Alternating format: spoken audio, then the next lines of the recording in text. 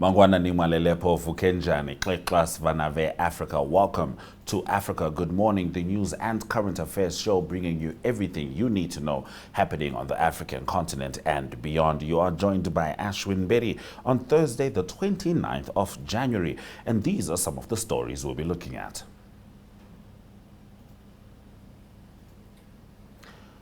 Bola Tinubu of Nigeria declared fit after brief stumble at Turkey ceremony. Rwanda launches arbitration claim over cancelled UK asylum pact. Ugandan rights activist granted bail after election time detention. Don't miss Africa Good Morning. Those stories and more, including the South Africa report, coming from Adi Hohad. My name is Ashwin Berry. Top stories shortly. Ready to be entertained? We've got you. GoTV's got more shows just for you. That's right. More movies? Yes. Jackpot. More kids shows? Of course. And more football than anywhere else. No doubt about it. Yes, we've got more. And we've got you. Pay for your current GoTV package and we'll upgrade you to the next highest package. Get more with GoTV. At home or on the go with GoTV Stream. GoTV. Love it.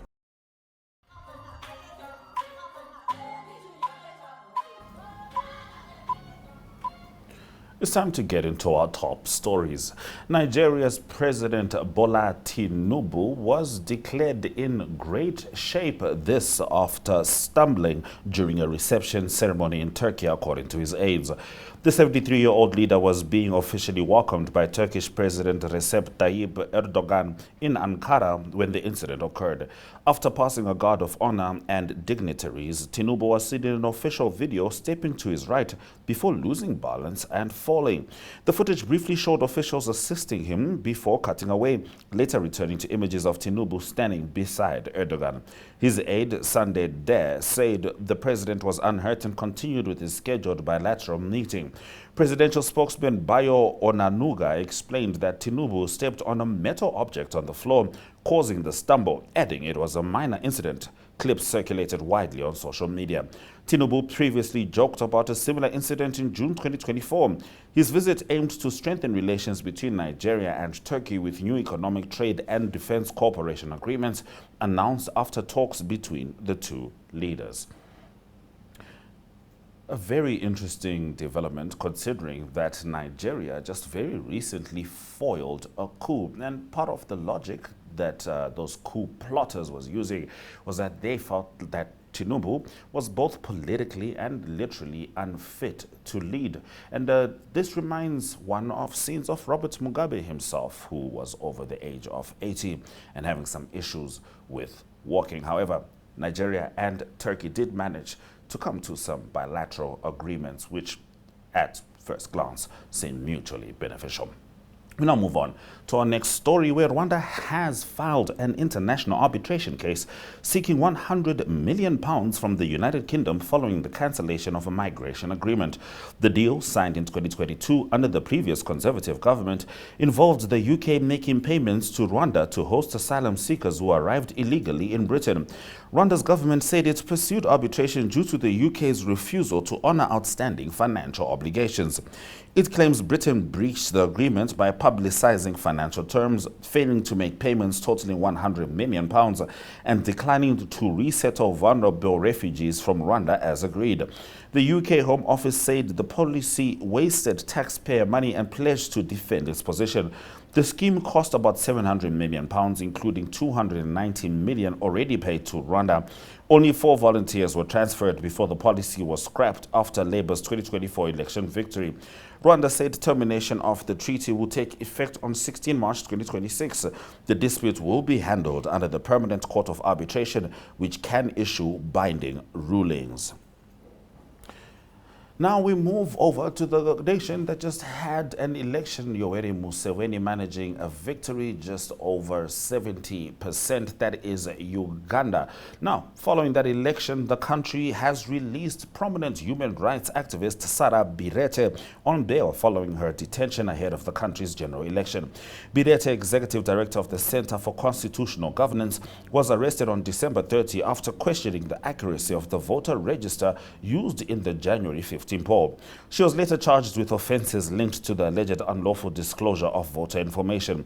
Magistrate Winnie Nankia Jakito ruled that Birete met all requirements for bail. Campaign groups viewed her arrest as part of a broader crackdown on dissent during the election period. Official results showed President Yoweri Museveni securing 71.6% of the vote, a result rejected by opposition leader Bobby Wine, who is currently in hiding and wanted by the military. Following her detention, her organization said she was being persecuted for amplifying marginalized voices. Amnesty International and Human Rights Watch called for her unconditional release. Rights groups and opposition figures have long accused the government of suppressing dissent allegations authorities do deny. Now, what is interesting was that she had an issue with voter registration, and the president himself, Yoweri Museveni, when he went to vote, his name didn't appear immediately. So maybe there's something there. We'll be keeping an eye on Uganda, keeping in mind that there are several other opposition figures, including Kizza Besigye, who are still in detention. Kizza Besigye was fetched in Kenya in 2024, and currently his health is deteriorating. However, according to current Uganda results, the leader is President Yoweri Museveni, and we'll see how he governs moving forward. Now we are talking corruption. That is correct, corruption in Nigeria, from Nigeria rather. UK prosecutors have told the London court that former Nigerian Petroleum Minister Diezani Alison Madueke lived a lavish lifestyle funded by oil contractors seeking favor. During proceedings at Southwark Crown Court, jurors heard that she spent more than £2 million at Harrods using payment cards linked to Nigerian businessman Kolawole Aluko and his company Tenka Limited. Prosecutor Alexandra Healy said Alison Madueke benefited from luxury goods and properties provided by individuals who believed she would use her influence to assist them. She is facing trial over 5 counts of accepting bribes and 1 count of conspiracy to commit bribery connected to oil and gas contract awards between 2011 and 2015. Alison Madueke served as oil minister from 2010 to 2015 and chaired OPEC in 2014 to 2015. Prosecutors said rent, staff salaries and property refurbishments were paid by companies with state contracts. She denies all charges. Her brother, also charged, has denied wrongdoing. The trial is expected to last several weeks. And for Arsenal fans wondering if she is related to Noni Madueke, no, she's not. I did the research, so go ahead and focus on football. Meanwhile, William Ruto is focused on respecting the judiciary because Kenyan President William Ruto pledged that his administration will not defy court orders under any circumstances. Speaking at the swearing-in of 15 new Court of Appeal judges at State House in Nairobi, Ruto emphasized the importance of judicial independence to democracy and stability. He acknowledged previously questioning some rulings he believed affected public policy or bordered on judicial overreach, but said such concerns were expressed respectfully.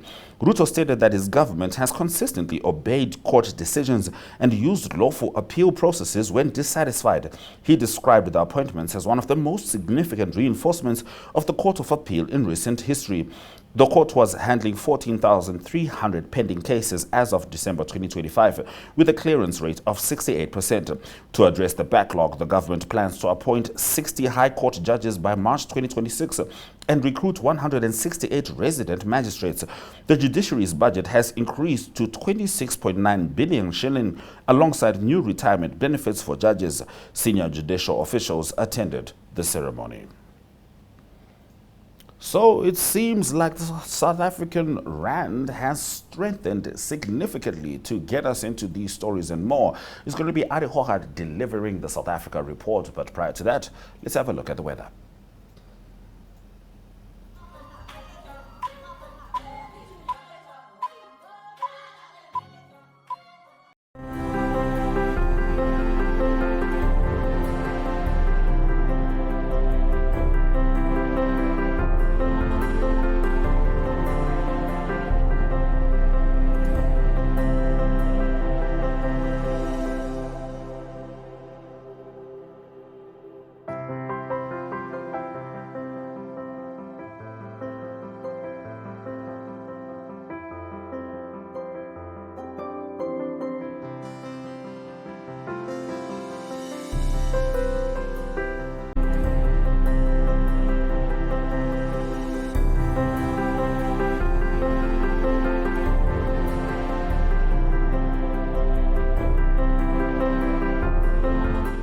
Life is unpredictable and one needs to be protected against any eventuality. Get Santam legal access from as little as 50 Namibian dollars a month for when you find yourself in need of legal representation due to civil cases, criminal prosecution, and family matters such as divorce, child maintenance, and custody. It also covers labor disputes, disciplinary hearings, and unfair dismissal or retrenchment. With Santam Legal Access, you'll receive free legal advice on almost every legal aspect, whether the specific matter is covered by your policy or not. For true peace of mind and legal protection when you need it most, call us on 061 292 8000. Santam. This is freedom.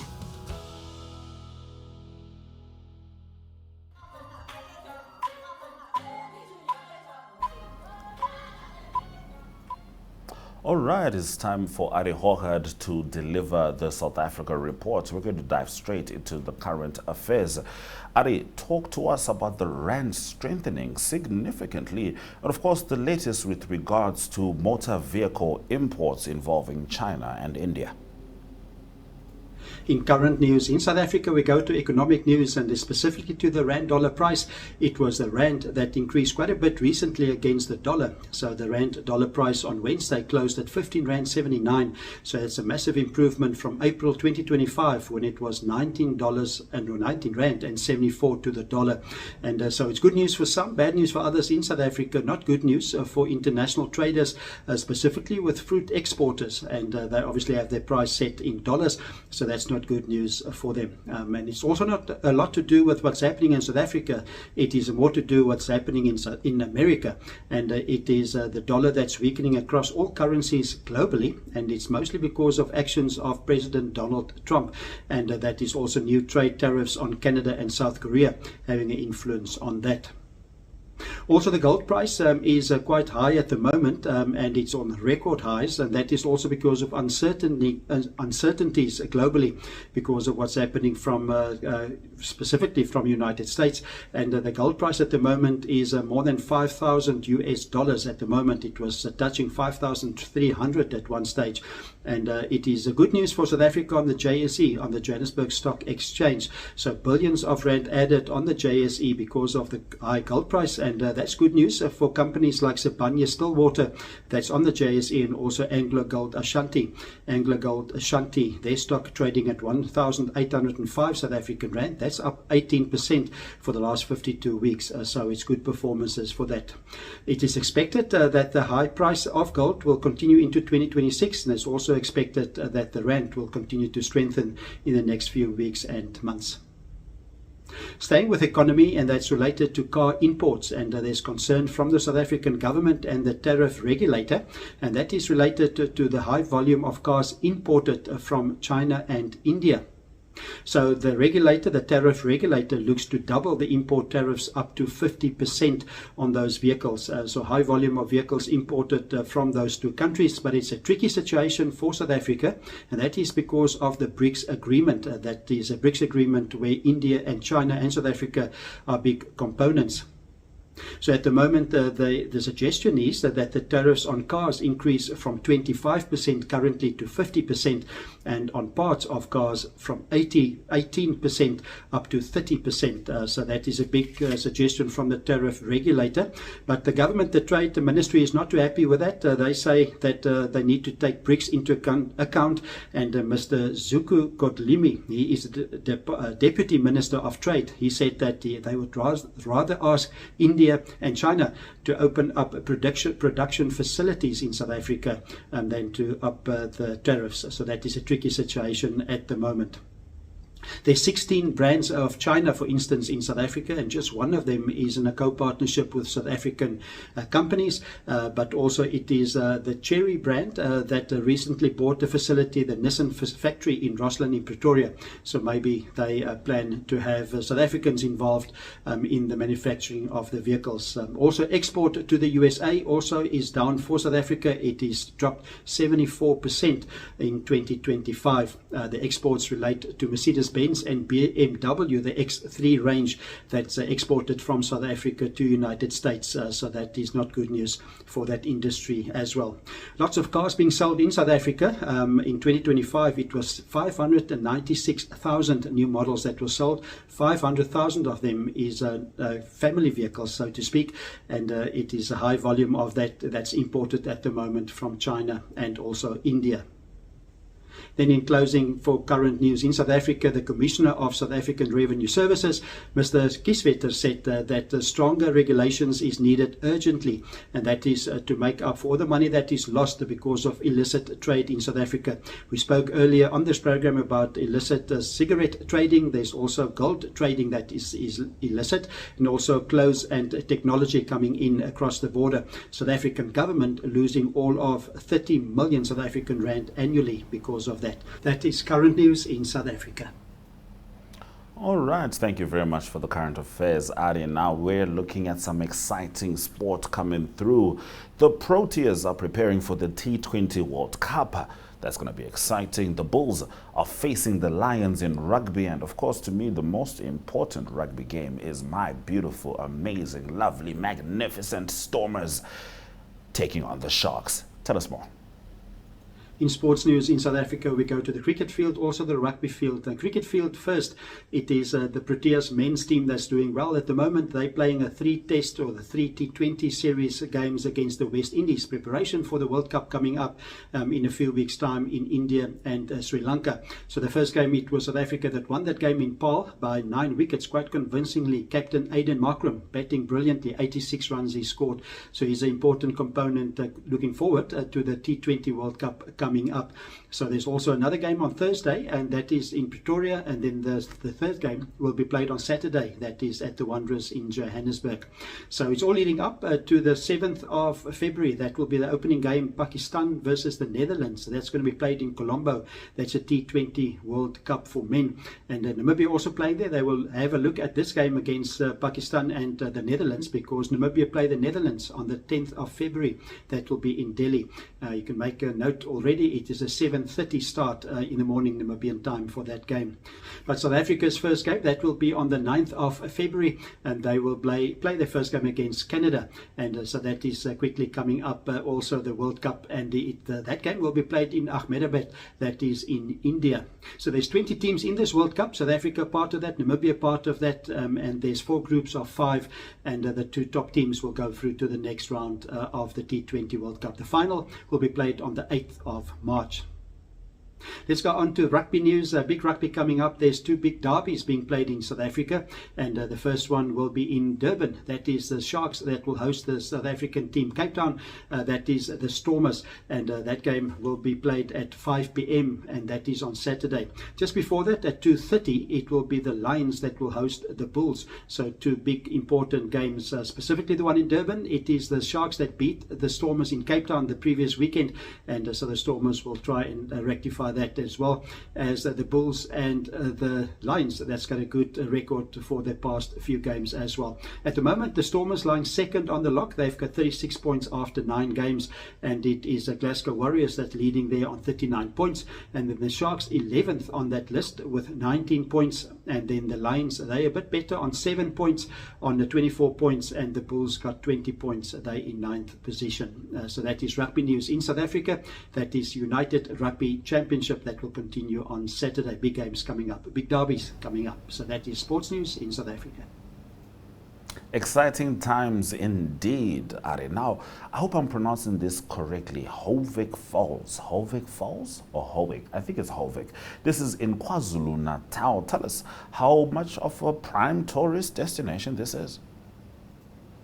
In entertainment news, we go to the KwaZulu-Natal Midlands, and that is because we go to the Midlands, KwaZulu-Natal, because of the rugby that's being played in Durban, the Stormers and the Sharks. So there's a bit more focus there. Maybe there's some travellers up from Cape Town area that go up for that and can visit this area. And there is the Howick town that is well known, and also the Howick Falls. So Howick is about 90 kilometers from Durban and 24 kilometers from Pietermaritzburg. A brilliant town, very popular for tourists, and it is well known for the Howick Falls, and the Howick Falls is 95 meters high, so it's a big attraction. You hike up, you can walk up there for an hour plus minus to get to the falls. Not the only falls, there's other falls close by as well. The Cascade Falls 25 meters high, and then the Shelter Falls also 37 meters high, so it is a great tourist attraction. But then the town of Howick is very popular for tourists as well, and it's a great town to visit for guest houses. There's farm stays as well, bed and breakfast, and then there's old hotels, many hotels there. One of them, the Halliwell, that is the Halliwell Country Inn. It goes back all the way to 1830 when the homestead was first established, and so it's now a great country inn hotel. And also it is lots of walks that you can do. There's also, you can go in cycling there as well, and then there's a zip line as well that you can visit in the Howick area, and the zip line goes through the forest canopy, so that is very popular for entertainment in that area. So it's, like I say, it's very close to Durban and very close to Pietermaritzburg, and it's a great place to visit. That is for holidays, and that's also quite well known for art. So there's lots of artists that also live in the Howick area, and so do go and visit there. And then one big advantage for visiting the Howick area is that there's roadside stalls. It is described that there's endless roadside stalls in that area, so it's a great drive to go into Howick. And then when you're there, visit the Howick Falls. The Howick Falls runs out of the Kunene River, and the Kunene River that's mouths into the Indian Ocean, so it's a very unique place to visit, and that is for entertainment news in South Africa.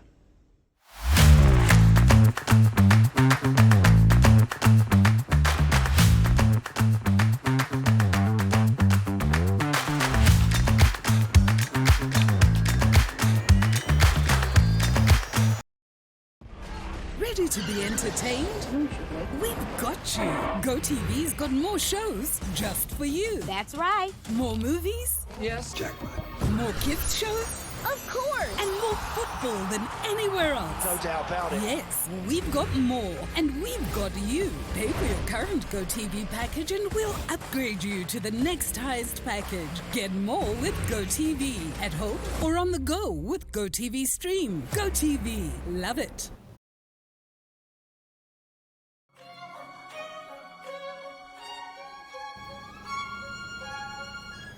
Thank you for joining us on Africa Good Morning. It is 1:45 Friday, so do enjoy your Thursday, all the positivity that comes with it. And of course, we do make sure that we stay grounded and informed, because as the world spins faster and faster, we need to pay attention slow. DSTV 285, GoTV25, 102.com, Network Media Hub, and ntvafrica.my.na is precisely where you can find us. Here are the economic indicators. You better watch those pockets. Suraj Wakanaka.